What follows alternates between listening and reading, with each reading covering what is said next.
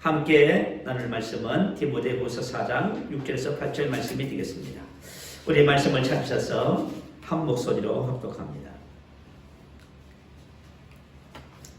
디모데후서 4장 6절에서 8절입니다. 자, 우리 한 목소리로 말씀을 합독합니다. 전제와 같이 내가 벌써 부어지고 나의 떠날 시각이 가까웠도다. 나는 선한 싸움을 싸우고 나의 달려갈 길을 마치고 믿음을 지켰으니 이제 우리는 나를 위하여 의의 면류관이 예비되었으므로 주 곧 의로우신 재판장이 그날에 내게 주실 것이며 내게만 아니라 주의 나타나심을 사모하는 모든 자에게 보니라. 아멘. 할렐루야.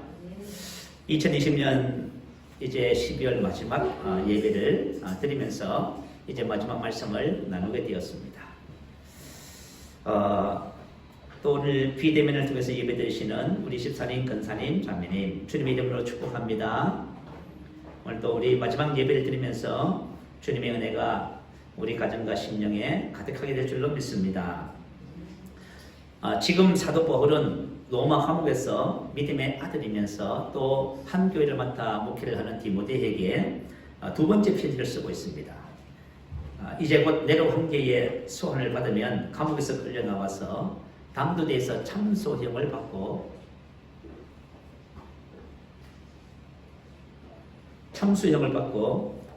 이제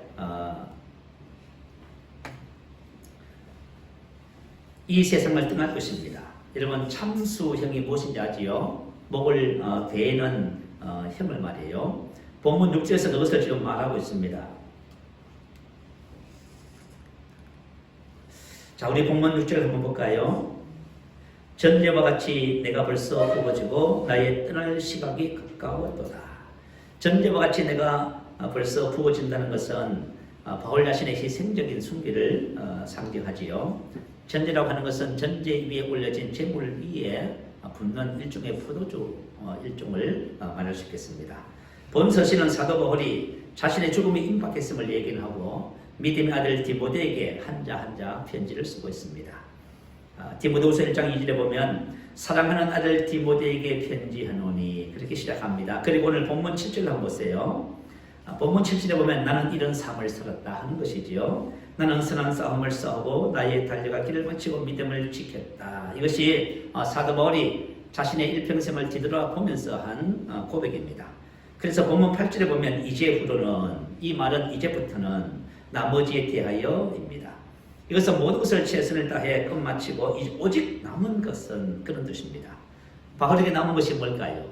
의의 면류관이라고 말하고 있지요.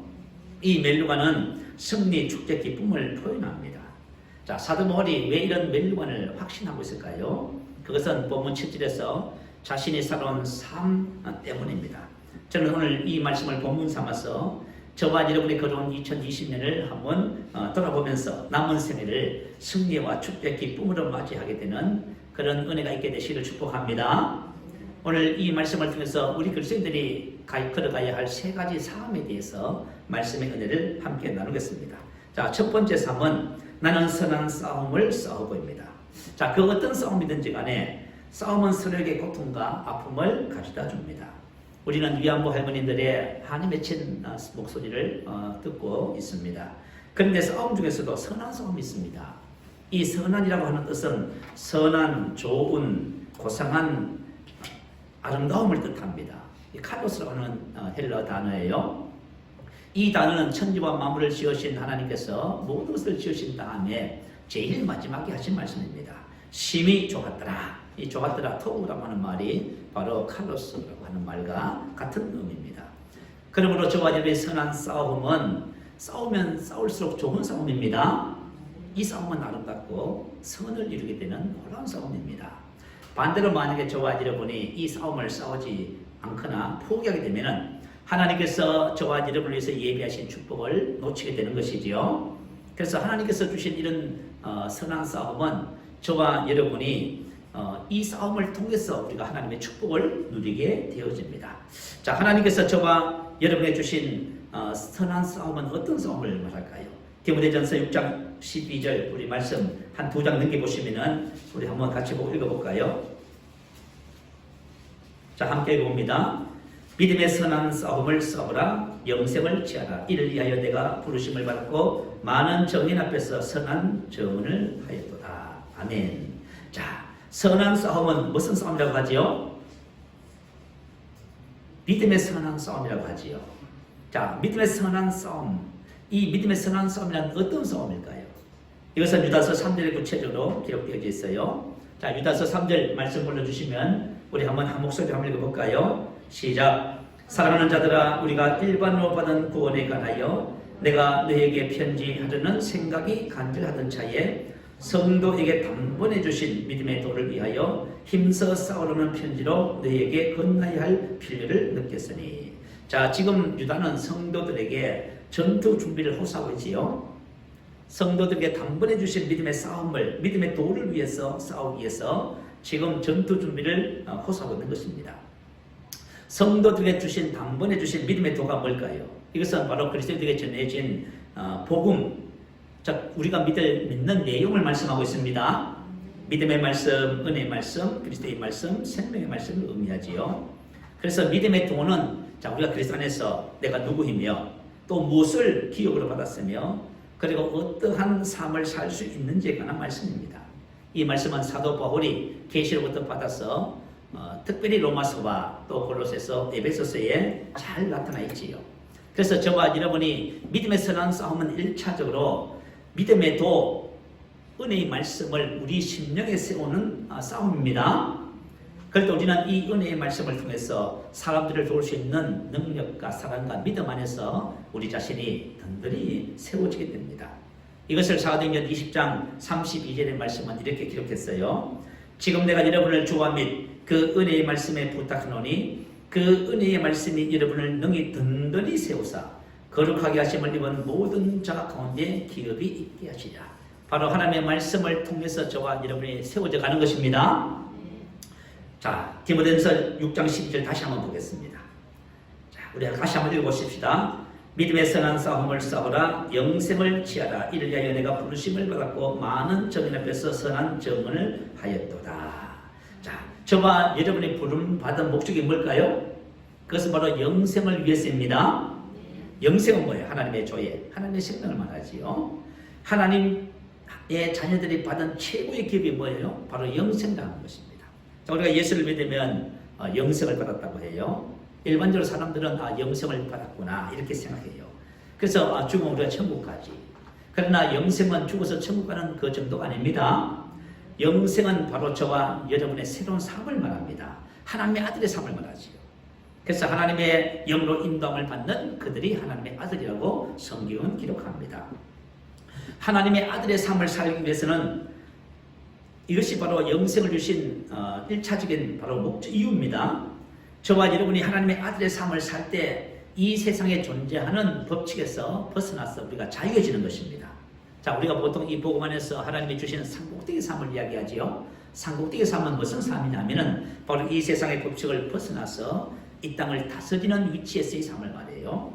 자, 로마서 8장 1절에 보면 이는 그리스도 예수 안에 있는 생명의 성령의 법이 죄와 사망의 법에서 너를 해방하였습니다.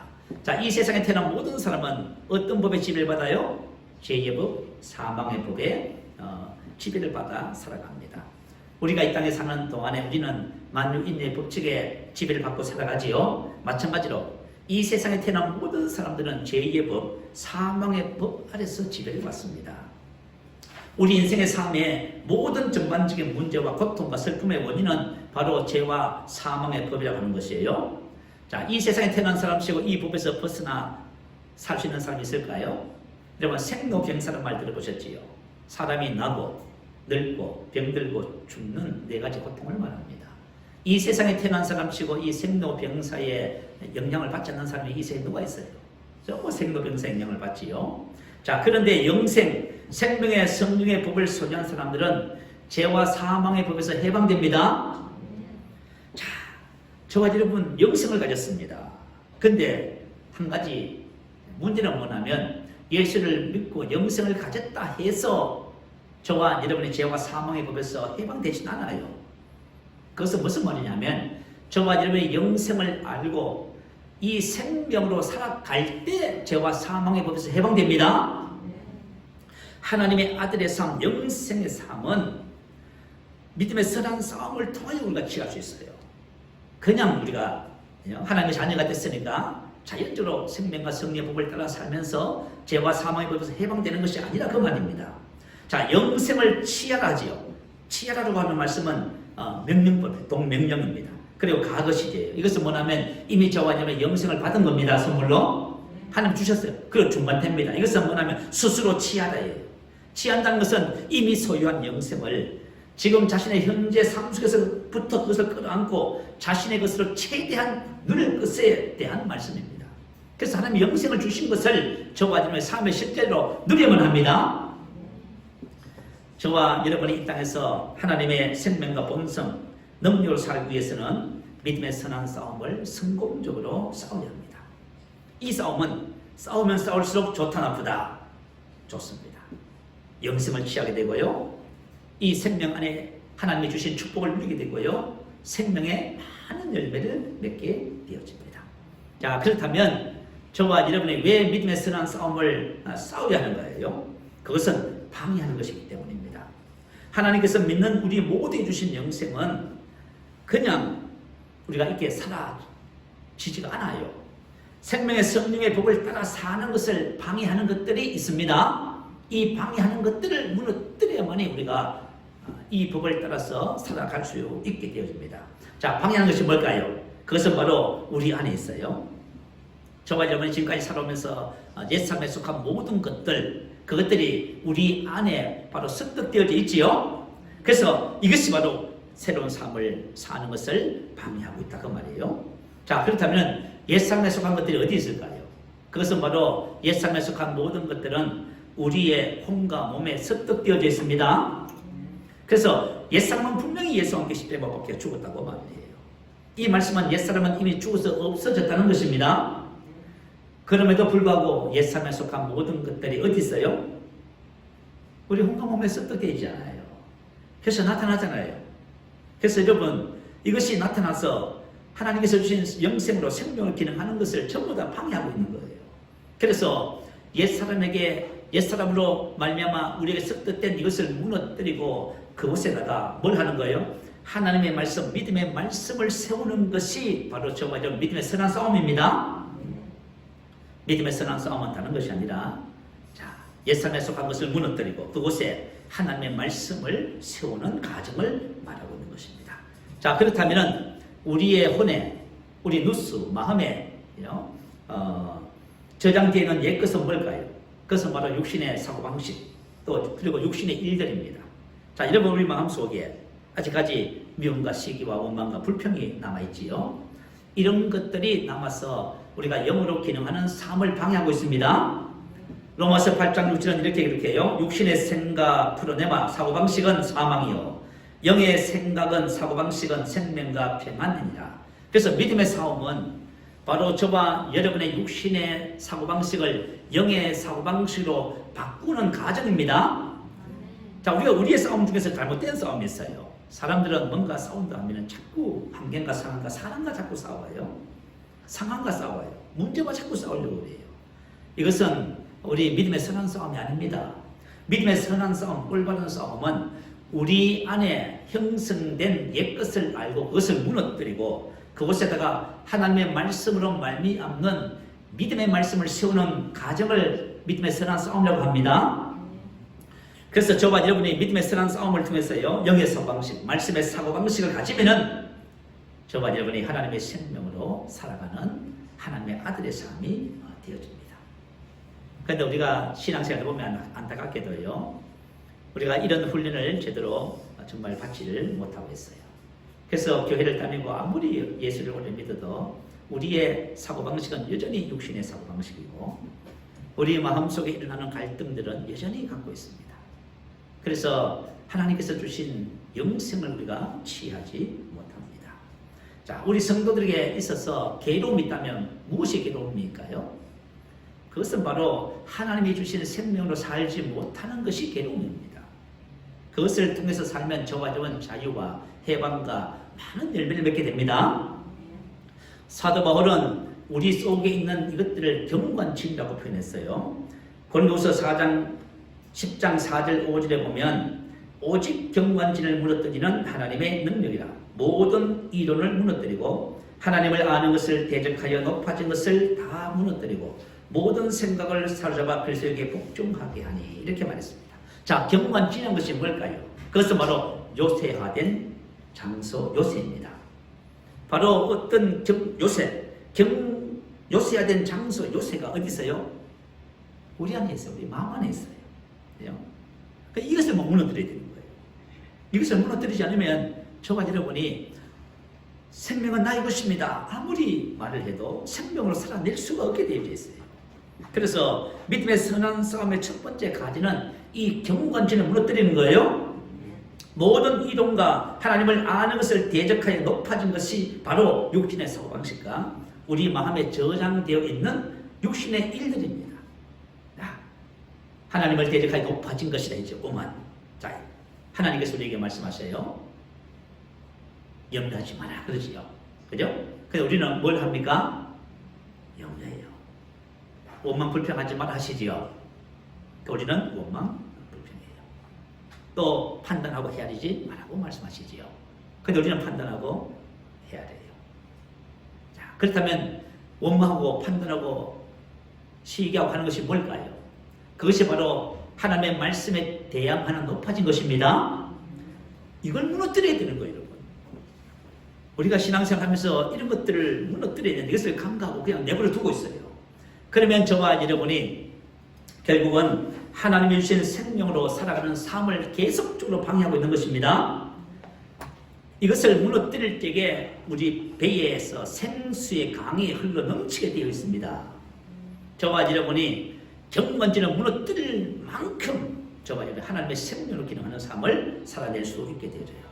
그리고 모든 생각을 사로잡아 그리스도에 복종하라고 합니다. 사로잡는다는 것은 무슨 뜻이냐면 전쟁포로로 잡다 그 말이에요. 자, 하나님께서 저와 여러분의 모든 생각, 그럼 여기서 말하는 생각은 어떤 생각인가요? 하나님의 말씀과 일치하지 않는 생각을 전부를 말합니다. 우리가 얼마나 많은 생각을 해요? 그런데 하나님의 말씀과 일치하지 않는 모든 생각을 어떻게 해요? 사로잡아서 이것을 복종시키려 하지요. 육신의 생각, 세상적인 생각, 그리고 사단이 주는 생각. 자, 가룟 유다의 마음에 사단이 예수를 팔리는 생각을 던졌다 하지요. 근데 우리가 이 생각을 사로잡아서 예수님으로 이 모든 생각을 사로잡아 그리스도에 복종시킵니다. 자, 이런 것들을 하지 않으면은 이 생각들이 우리 속에 들어오면은 뭘 만들어요? 경관진을 만들어요. 그리고 경관진이 계속해서 강화됩니다. 사단이 우리 안에서 행하는 중요한 일이 하나 있어요. 그게 뭐지요? 우리 속에 경관진을 세우는 거예요. 왜냐하면 경관진을 세워놓으면 우리가 어떻게 해요? 하나님을 우리가 스스로 대적하게 돼 있어요. 그래서 하나님의 말씀대로 우리가 살아내지를 못하는 거예요, 여러분. 야, 우리가 이것을 안다면은 믿음의 선한 싸움이 이게 얼마나 중요한 싸움인지를 알고 믿음의 선한 싸움을 싸울 수밖에 없어요. 로마서 8장 5절 7절에 보니까요. 육신을 따르는 자는 육신의 일을 생각하나니. 자, 육신의 그것을 우리가 마음에 묵상하는 거예요. 육신의 사고방식은 사망이요. 자, 육신의 그것을 묵상하니까 뭐가 돼요? 육신의 사고방식이 되지요. 다시 말하면 경관진이 되는 거예요. 육신의 사고방식은 하나님과 원수가 되나니. 봐요. 사단이 우리 마음속에 생각을 집어넣어서 그것을 묵상하게 만들어서 우리가 육신의 사고방식 경관진을 만들어 내놓기만 하면 어떤 일이 벌어져요? 우리가 하나님과 뭐가 돼요? 원수가 되나니. 이런 하나님의 법에 굴복하지 아니할 뿐 아니라 할 수 없어요. 하나님의 법, 하나님께서 우리에게 생명의 성령의 법을 주셨어요. 우리가 생명의 성령의 법을 따라서 살아야 하나님의 아들입니다. 그런데 굴복한다는 것은 복종하다 아래 놓이다 그 말이에요. 그러니까 우리가 스스로 하나님의 법에 그 아래 놓이지를 않는 거예요. 하나님의 법을 따라서 살아가지를 않는 거예요, 이게. 그래서 저와 여러분이 육신의 사고방식을 갖고 있다면 하나님의 생명의 성령의 법을 따라 하나님의 법을 따라 사는 것은 가능하다, 불가능하다? 가능합니까? 불가능하지요. 그죠? 왜냐하면 육신의 생각은 사고방식은 하나님과 원수가 되나니 하나님의 법에 굴복하지 아니할 뿐 아니라 할 수도 없습니다. 그래서 저와 여러분이 육신의 사고방식을 가지면은 하나님의 법 아래 놓이지 않습니다. 하나님의 아들 생명 주신 생명의 삶을 살아낼 수가 없어요. 자, 그 대신 저와 여러분이 영의 사고방식을 가지면요, 영의 사고방식을 가지면은 저와 여러분이 하나님의 법 아래 놓이게 됩니다. 그래서 성령 인도받는 삶을, 하나님의 자녀의 삶을 살게 돼 있어요. 야, 우리 혼의 특징이 있습니다. 우리 혼은요, 우리가 가장 복종하려고 하는 것에 무엇이든지 그것에 따라 변화되도록 되어져 있어요. 그래서 저와 여러분이 무엇을 보고 생각하고 말하고 행동하느냐에 따라서 우리 혼이 바뀌는 거예요. 그래서 저와 여러분의 말씀을 묵상하고 고백하고 기도하고 따르고 해보세요. 그러면 저와 여러분이 영의 사고방식을 갖게 되죠. 그러면 저와 여러분의 삶이, 그죠? 어떻게 돼요? 우리 안에 주신 생명의 성령의 법 아래 집에 놓이게 돼 있어요. 그래서 우리가 생명을 따라 살면서 그 생명이 우리 삶에 풀어지는 거예요. 열매를 맺게 되고, 참 놀라운 축복을 받는 것이죠. 여러분들이 만약에 이 원리를 정확하게 발견을 하셨다면 여러분은 믿음의 선한 싸움을 싸울 것이에요. 구약 이스라엘 출애굽 2세대가 가나안 정복에 실패한 이유가 뭘까요? 실력이 없었어요? 능력이 부족했어요? 전쟁을 못했어요? 아닙니다. 그것은 자신의 내면에 있는 적을 정복하지 못했습니다. 자, 그러면 우리 내면에 있는 적이 뭘까요? 자, 10명의 정탐꾼이 돌아와서 하는 말이 뭐예요? 실패에 대한 두려움을 이야기했어요.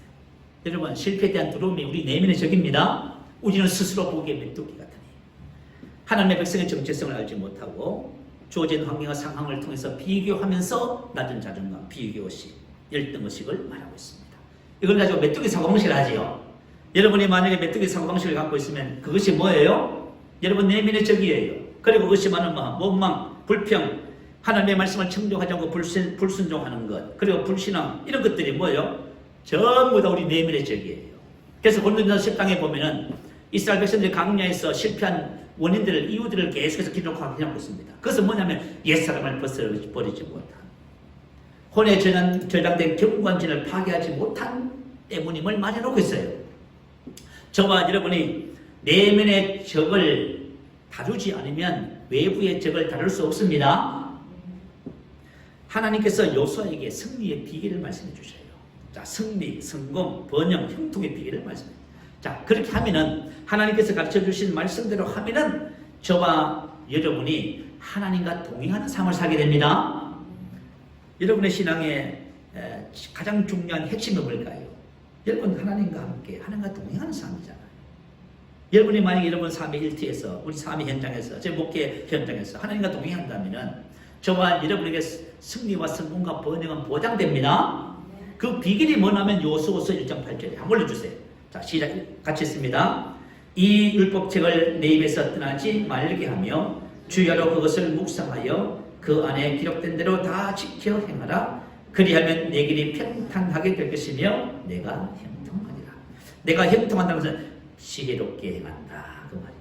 다시 말하면 하나님의 지혜가 우리와 함께 하십니다. 이 율법책을 이렇게 하면은 우리 안에 있는 경관 진입하게 되고 말씀으로 인하여 말씀의 사고방식이 우리 안에 세워지는 거예요. 그러면 저와 여러분의 삶이 뭐예요? 하나님과 동행하는 삶이 됩니다. 승리와 번영과 형통의 비결이 바로 이 부분입니다. 저와 여러분 안에 하나님의 말씀이 세워지면은 외부 환경과 상황은 말씀에 따라 변화되게 되어 있어요. 이것이 원리예요. 그래서 우리가 신앙생활 하면서 우리는 과거에는 항상 사람을 변화시켜달라고 말하고 환경과 상황이 변화되게 달라고 이 병을 고쳐달라고 그렇게 말을 했습니다. 그래서 이제는 다릅니다. 이제는 저와 여러분 안에 내부의 적을 무너뜨리고 하나님의 말씀이 세워지면 말씀에 따라서 우리의 환경과 상황이 변화되게 되어 있습니다. 이것을 가지고 우리는 환경과 상황을 다스리는 하나님의 아들의 삶이라고 그렇게 말을 하지요. 여러분들이 올 한 해 동안 믿음의 선한 싸움을 싸우셨다면 여러분 안에 하나님의 말씀이 세워졌을 거예요. 그러니까 여러분들은 지금까지는 전혀 경험해보지 못했던 새로운 삶을 살고 있을 거예요. 왜냐하면 말씀을 통해서 지금 관계, 재정, 질병, 환경, 상황을 여러분들이 지금 다스리기 때문인데요.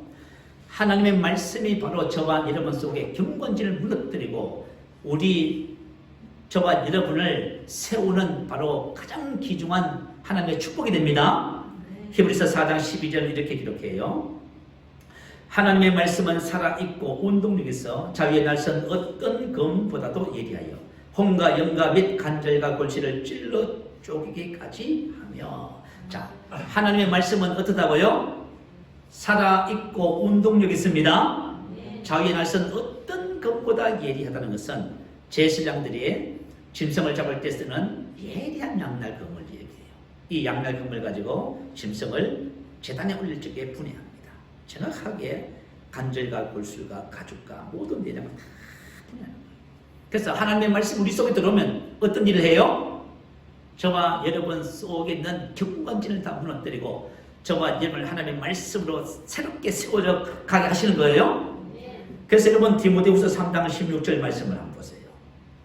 모든 성경은 하나님의 감동을 된 것으로 교훈과 책망과 바르게 함과 의로 교육하게 유익하니 이는 하나님의 사람으로 온전하게 하며 모든 선한 일을 행할 능력을 갖추게 하려 함이라. 자, 모든 성경은 하나님의 감동을 되었습니다. 다시 말하면 하나님께서 그것에 뭐냐? 숨을 불어 넣으셨다. 말씀은 하나님의 숨을 불어 살아있어요. 그래서 그 말씀을 우리가 받아들이면 그 말씀을 우리를 어떻게 온전하게 해요? 선한 일을 행할 능력을 우리에게 갖추게 하는 거예요.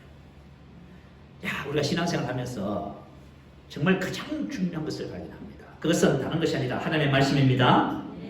하나님의 말씀이 내 속에 들어오면 나를 세우고 나를 변화시켜서 축복의 사람으로 만들어버려. 그래 우리가 하나님의 아들로서 이 땅을 다스리며 살도록 우리를 세워 나가는 것입니다. 사도 바울이 싸운 믿음의 선한 싸움은 바로 이와 같은 싸움이었어요. 고린도전서 9장 27절 말씀을 읽어드립니다. 내가 내 몸을 처 복종하게 하면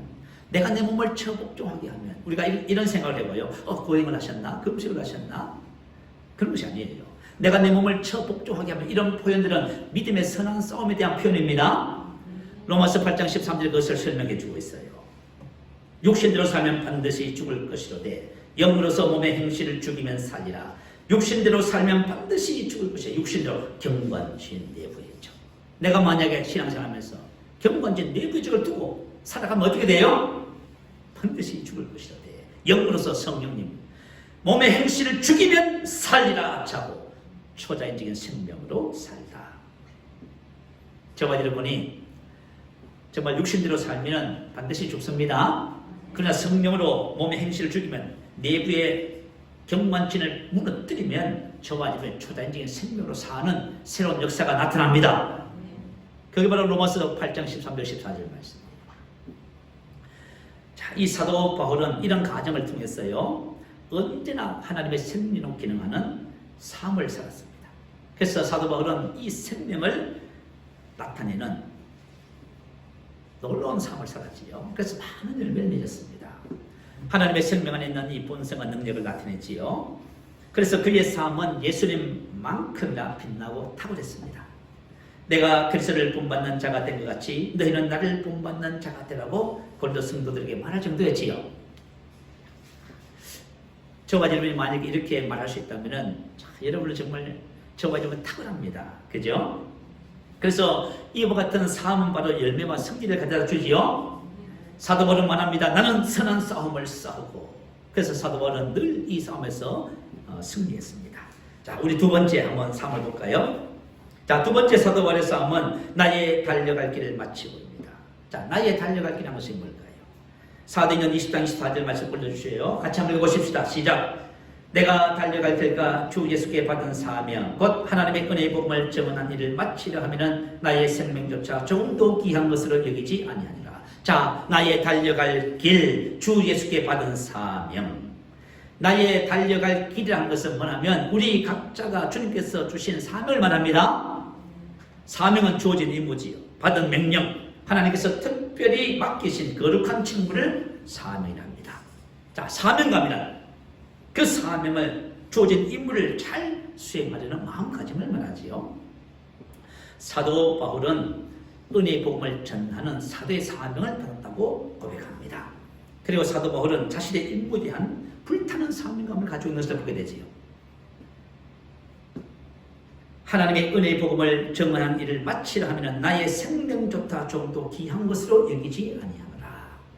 자, 이 사명감은 충성됨, 헌신됨으로 표현할 수도 있어요. 자, 우리 사도 바울이 정말 자기가 고백한 것처럼 삶을 살았는지 우리 한번 사도행전 한번 살펴보십시다. 사도행전 14장에 보면 사도 바울이 루스드라에서 복음을 전하는 대목이 나와요. 사도 바울은 1차 전도 여행했어요. 안디옥과 이고니온에서 복음을 전하다가 유대인들이 복음을 전하는 사도 바울을 핍박해서 돌로 치료했습니다. 그래서 루스드라도 몸을 피신했습니다. 그래서 그곳에서 복음을 전하는데요. 유대인들이 안디옥과 이고니온에서 사람들을 데리고 와서 선동했습니다. 그리고 사람을 중간에 세워놓고 전부 다 돌을 들고 던져서 사도 바울을 죽였습니다.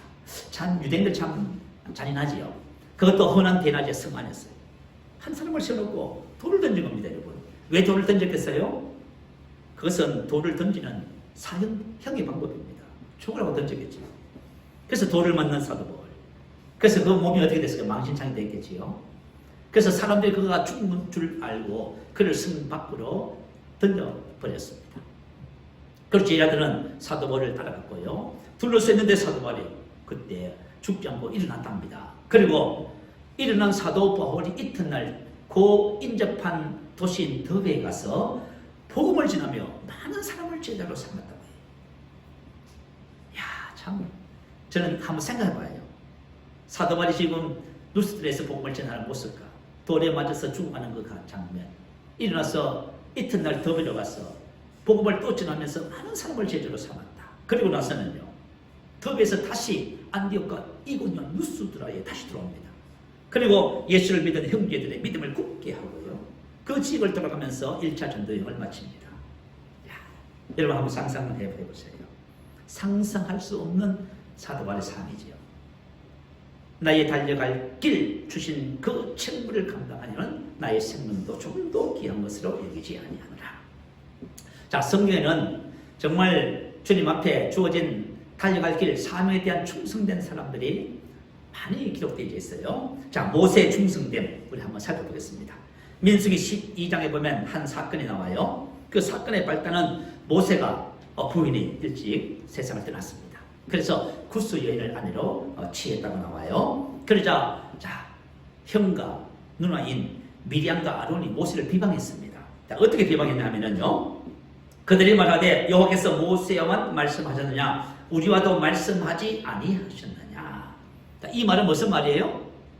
모세의 지도권에 대한 불만을 이야기하고 있잖아요. 여호와께서 이 말을 들으셨더라. 야, 그래서 하나님께서 이 세 사람을 회막으로 불렀습니다. 그리고 미리암과 아론에게 다음과 같은 말씀을 하세요. 자, 미리암은 당시에 선지자였고요, 아론은 대제사장이었습니다. 자, 하나님의 말씀을 들어보세요. 너희 중에 선지자가 있으면 나 여호와가 환상으로 나를 그에게 알리기도 하고 꿈으로 말하기도 하거니와. 하나님께서 선지자에게 말하는 방식이에요. 내 종 모세와는 그렇지 아니하니 그는 내 온 집에 충성됩니다. 그와는 내가 대면하여 명백히 말하고 은밀한 말로 하지 아니하며 그는 또 여호와의 형상을 보거늘 너희가 어찌하여 내 종 모세 비방리를 들어하지 아니하느냐. 자, 하나님께서 모세를 어떻게 대하세요? 아주 특별하게 대하시지요. 자, 모세는 하나님께서 대면하여 입과 입을 마주 대하여 그 뜻이에요. 다시 말하면 하나님께서 모세를 대할 때 얼굴과 얼굴을 서로 대면하면서 친밀한 교제를 나누셨다. 그리고 명백히 말하고 은밀한 꿈과 환상이 아니라 주님의 음성으로 말했다는 거예요. 그리고 여호와의 형상을 보거늘 영광으로 가득한 그분의 임재 안에서 모세가 왜 하나님께서 모세를 이렇게 특별하게 대할까요? 그리고 그들의 비방에 대해서 하나님이 어떤 말씀을 하세요? 그 비방은 나에게 한 것이냐. 이렇게 하나님 말씀하세요. 야, 하나님께서 모세를 왜 이렇게 특별하게 대하셨을까요? 그것은 그는 내 온 집에 충성되리라.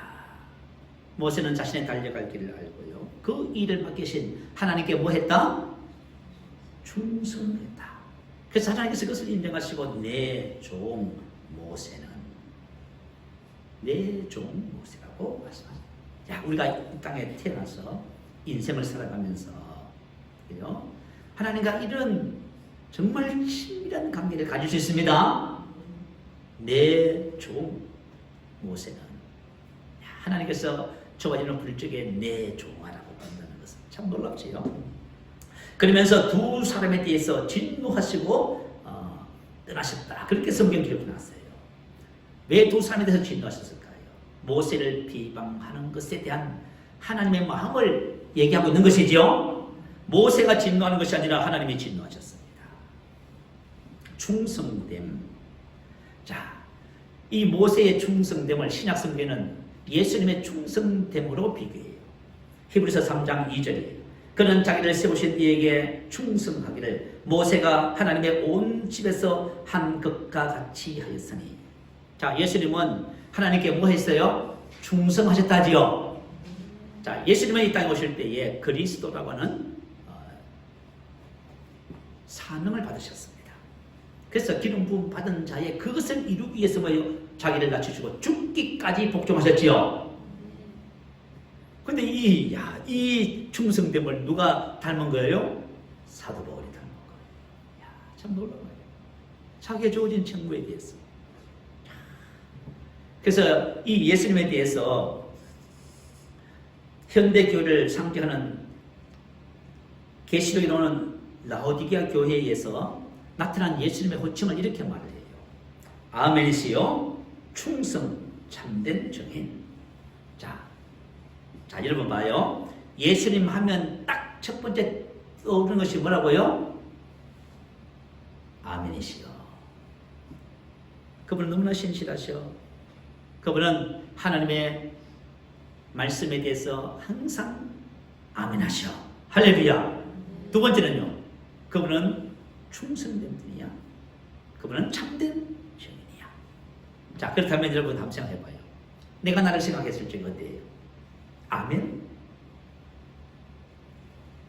충성, 참된 증인 이런 것들이 생각나야 됩니다. 내가 나를 생각했을 때 이것이 딱 떠올라야 돼요. 다른 사람들이 나를 봤을 때요. 집사님은, 성도님은, 형제님은, 권사님은 아멘이시여. 정말 충성되시고 참된 증인입니다. 자, 예수님의 이후, 모세 이후, 사도 바울의 이후는 어떻게 됐을까요? 그것은 바로 하나님께서 그들의 충성됨에 대해서 보상을 하신 것이지요. 이러므로 하나님이 그를 지극히 높여 모든 이름 위에 뛰어난 이름을 주사 하나님은 충성된 종의 삶과 그의 후손들을 복되게 하신 것을 우리가 보게 되어져요. 자, 이제 나의 달려갈 길을 한번 생각해 보죠. 나의 달려갈 길, 나의 사명, 내가 이 땅에 존재하는 이유에 대해서 한번 살펴보겠습니다. 내가 존재하는 이유. 우리가 예수 믿고 신앙생활하면서 이곳에 지금 예배를 드리고 있습니다. 자, 저와 여러분 분명히 나의 달려갈 길이 있을 텐데 그것을 한번 생각해 보자는 거예요.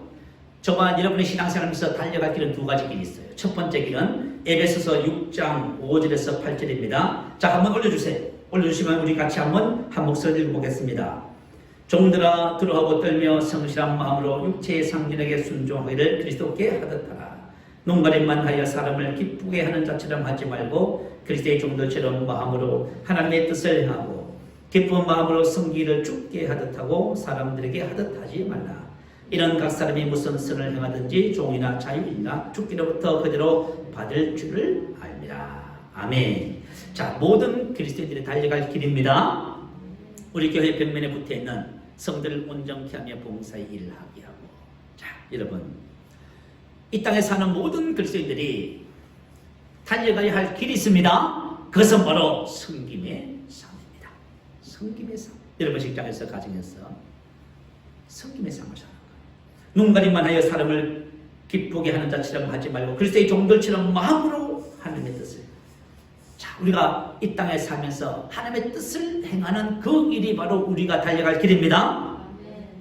세상 사람들의 삶의 방식은 뭘까요? 자신의 유익을 위해서. 우리 남자들은 보통 가족을 위해서 그렇게 말하지요. 우리 자녀들에게 뭐라고 말을 많이 합니까? 공부해서 남주나 그래요. 그죠? 그래서 아주 공부하라고 자꾸 독촉하지요. 그죠? 다시 말하면 야, 공부하는 건 너 자신을 위해서 하는 거야. 우리는 이것을 당연한 것으로 생각해요. 그것이 나를 위해서 사는 거지. 내가 모든 것의 중심이고 내가 없으면 아무것도 없는 거잖아. 그래 나. 그게 뭐냐면 세상 사람들의 삶의 방식은 뭐예요? 누구래요? 나예요. 나. 그래서 팔도 항상 어디로 굽어요? 안 어려운 거예요. 그래서 아무리 무슨 문제가 생겨서 해보면은 팔은 어디로 굽게 돼 있어요? 안 어려워.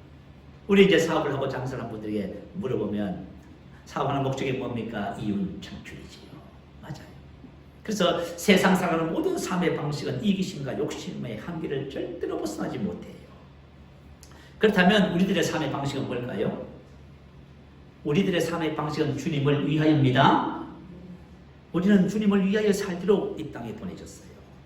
그게 바로 아까 전에 우리가 읽었던 에베소서 6장 5절 8절 말씀이에요. 왜 우리가 주님을 위해서 살느냐? 두 가지 이유 때문에 그렇습니다. 첫 번째 이유는 빌립보서 1장 20절에 있어요. 살든지 죽든지 내 몸에서 그리스도가 존귀하게 되려 하려 하는 것은, 살든지 죽든지 내 몸에서 그리스도가 존귀하게 되게 하려 하나니. 자, 나의 간절한 기대와 소망을 따라. 사도 바울의 간절한 기대와 소망이 뭐냐면 살든지 죽든지 내 몸에서 그리스도가 존귀하게 된다. 우리 사람들은 말이죠, 자기를 건드리면 너무 힘들어하잖아요. 그죠? 왜냐하면 자기를 존귀하게 하는 거죠. 이 한계를 못 벗어나요. 그래서 사도 바울은 간절한 기대와 소망을 따라 살든지 죽든지 내 몸에서 누가 존귀하게 되는 거예요? 그리스도가. 왜 그래요? 21절에 이는 내게 사는 것이 그리스도니. 이제 내가 사는 것이 아니라 내 안에 그리스도가 살잖아요. 아멘. 내가 예수와 함께 십자가에 못 박혔나 그런 적 이제 내가 산 것이 아니라 내 안에 누가 살아요? 이게 새로운 피조물의 삶, 하나님의 아들의 삶이에요. 그리스도가 내 안에 살기 때문에 당연히 그리스도가 뭐예요? 존귀함을 받아야 되겠지요. 그런데 우리는 그리스도가 존귀함을 받는 것이 아니라 내가 무시하고 당할까 싶어서, 내가 합당한 대우를 받지 못한다고 생각해서 늘 전면긍하는 모습, 그렇게 살아가요. 어떻게 보면 참 우리가 나약한 모습을 가지고 살아가는 것이죠. 자, 우리들의 삶의 방식은 우리 몸을 통해서 그리스도가 존귀하게 되는 것입니다. 자, 두 번째 이유는 로마서 14장 7절 8절에 기록되어 있어요. 우리 중에 누구든지 자기를 위하여 사는 자가 없고 자기를 위해서 죽는 자가 없도다. 우리가 사나 죽으나 주를 위해서 사나니. 왜 우리가 사나 죽으나 이렇게 살아요? 우리 사람들은 죽음을 두려워하지만 사도 바울은 어떻게 말해요? 살아도 주를 위해서, 죽어도 주를 위해서 죽나니, 이렇게 고백합니다. 자, 사도 바울이 왜 이렇게 고백했을까요? 사나 죽으나 우리가 누구의 것이에요? 주님의 것이로다. 우리 주님의 것이라서 그래요, 여러분. 우리 신앙생활 하면서 참 안타까운 것이 있어요. 사람들이 나름대로의 한계, 시간, 모든 것을 정해놓고 신앙생활 하려고 그래요. 그래서 우리가 신앙생활 속에서 자유와 하나님께서 제공하시는 축복과 번영을 경험하지 못하는 거예요. 그래서 고린도전서 6장 20절은 기록해요. 감으로 산 것이 되었으니 너희 그런즉 너희 몸으로 주께 영광을 주리라. 너희가 먹든지 마시든지 무엇이든지 다 하나님의 영광을 위하여 하라. 아멘. 그래서 저와 여러분의 삶에 대해서 이렇게 가르쳐줍니다. 이게 우리가 달려갈 길입니다. 우리가 첫 번째 가야 할 달려갈 길이고요. 두 번째 달려갈 길은 로마서 12장 1절 이하에 나와 있어요. 그것은 뭐냐면 나의 달려갈 길을 발견하는 거예요. 자, 1절에 보면 산제사 드리라 이렇게 나와 있어요. 왜 산제사를 드려요? 저와 여러분이 하나님의 생명으로 기능하는 삶을 살기 위해서는 우리 몸을 내 안에 계신 주님께 산제물로 드려야 됩니다. 나를 드려야 돼요, 여러분. 나를 드리지 않고서는요, 내가 주인이 돼서 살아가는 거예요. 그래서 우리가 하나님 주신 영생의 삶을 살아내지 못해요.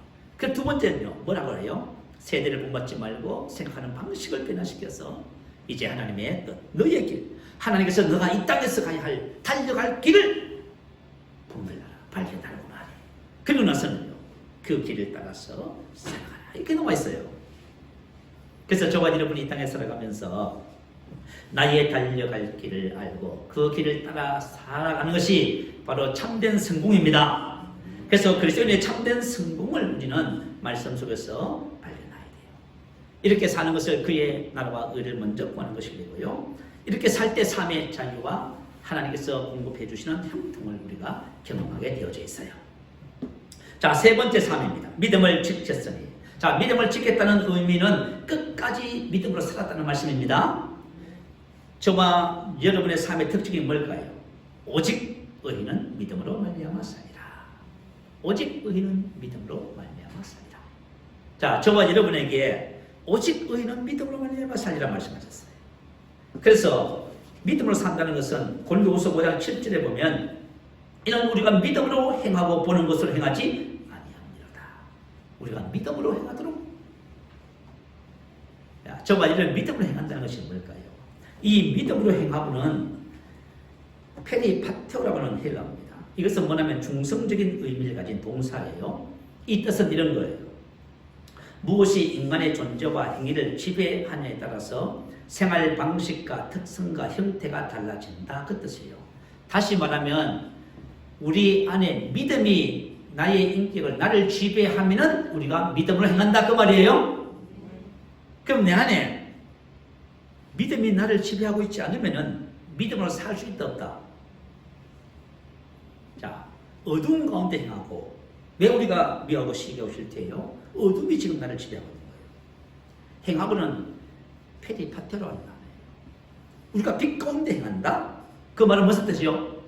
내 안에 빛이 가득하다, 그 말이에요. 빛이 나를 지배하고 있다, 그 말이에요. 여러분들이 지금 판단하고 힘들고 어렵고 다 여러분이 어둠의 지배를 받고 있었어요. 그러니까 여러분, 믿음의 선한 싸움은 뭐예요? 우리 속에 있는 어둠을 몰아내는 거예요. 말씀을 통해서 빛이, 믿음이 가득하면, 그래서 우리가 믿음으로 행하는 자가 되는 거예요. 우리 신앙생활은 결국은 우리 내면의 문제, 우리 자신의 문제, 우리 내면의 문제. 그래서 믿음의 선한 싸움에서 성공할 때 우리는 끝까지 믿음을 따라서 살 수 있고 믿음을 지킬 수 있습니다.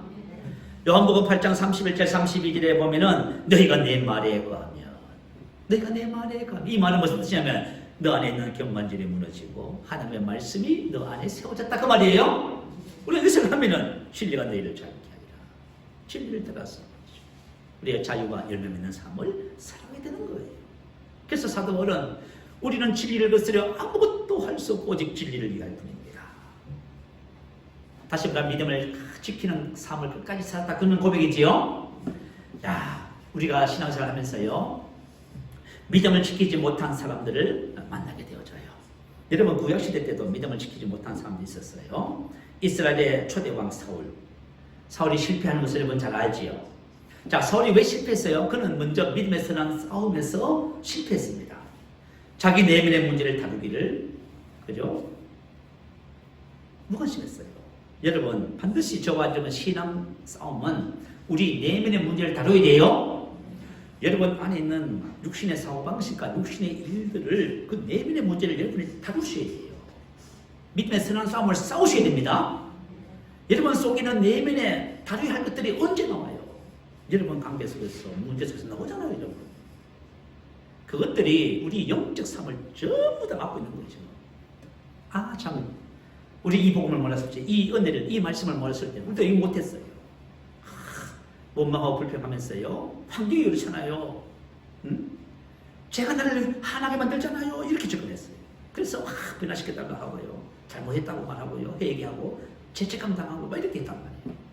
그러나 사실은 옛 삶에 속한 모든 것은 이미 내가 아닙니다.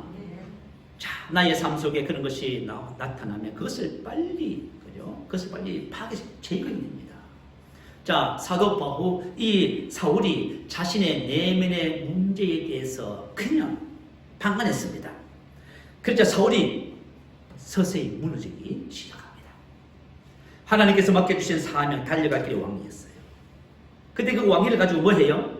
자신의 유익을 위해서 사용하기 시작합니다. 하나님 주신 은사와 능력과 축복을 가지고 뭐예요? 자신의 유익을 위해서 사용하는 거예요. 그래서 초대교회 때도 뭐냐면 경건을 자신의 이익으로 생각하는 사람들이 나타나죠. 이렇게 된 거예요. 그 왜냐하면 내면의 적과 싸워서 믿음의 선한 싸움을 싸우지 않기 때문에 그런 거예요. 자 이렇게 되었지. 어떻게 돼요? 믿음을 지키지 못하고 결국 무너지고 말지요. 그래서 사도 바울은 사울은 멸관을 얻지를 못했습니다. 말씀을 정리하겠습니다. 자, 우리 그리스도인들의 삶의 핵심은 뭐냐면 바로 이 세 가지 문제입니다. 우리 2020년을 돌아보면서 이 세 가지 삶에 성공했다면은 그 나머지는 멸류관입니다. 언제나 내일은 멸류관이에요. 자, 고린도후서 5장 9절 10절은 이렇게 이어서 계속 기록해 놓고 있어요. 제가 그 뒷부분을 한번 읽어드릴게요. 이는 우리가 믿음으로 행하고 보는 것을 행하지 아니함이로다. 그런즉 우리는 몸으로 있든지 떠나 있든지 주를 기쁘시게 하는 자가 되기를 힘쓰노라. 이는 우리가 다 반드시 그리스도의 심판대 앞에 나타나게 되어 각각 선악간에 그 몸으로 행한 것을 따라 받으려 합니다.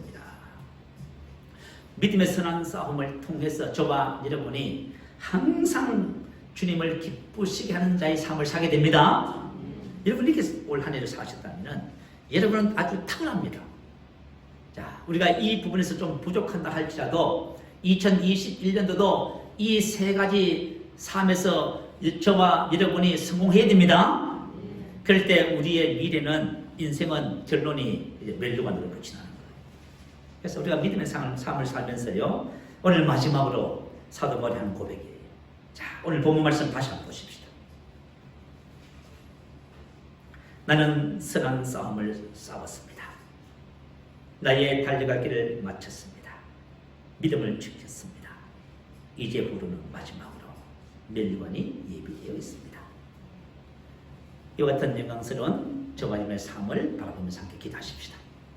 하나님 2020년도 나에게 한 해 동안 기회를 주셔서 믿음의 선한 싸움을 통해서 내 안에 경건지를 무너뜨리고 하나님의 은혜의 말씀, 진리의 말씀으로 나를 세워주셔서 내가 세상 가운데 능력으로, 사랑으로, 믿음 안에서 사람들을 돕고 세상을 다스리고 하나님의 뜻을 이루는 달려갈 길을 마치게 하시고 믿음을 지키게 하신 하나님을 찬양합니다.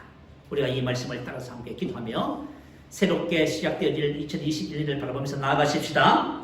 할렐루야. 우리 한번 크게 부르시죠.